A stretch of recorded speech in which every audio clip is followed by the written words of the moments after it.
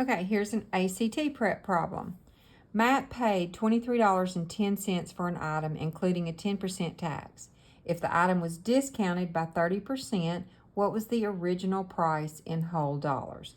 So we're going to have to think backwards. A lot of time on the ACT, it's not the math, it's the getting to the math. So let's see, what would we have done here? If his final cost was $23.10, that means that was the price of the item. So let's call that X.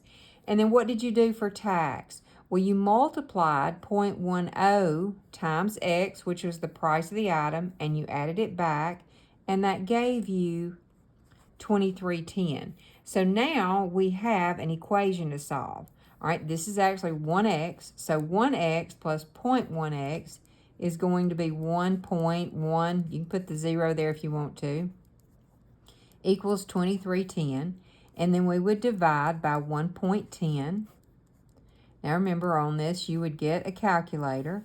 So you're going to have x equals 23.10 divided by 1.1 is 21.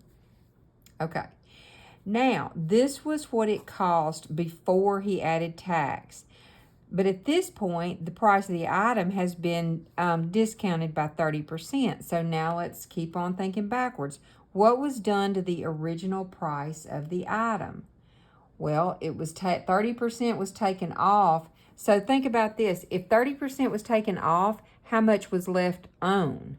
He paid 70% of the item, right? Now, you could say, 0.30 times that, and then you have to subtract. But this cuts out a step. He paid 70% of the original price of the item, and that gave him $21.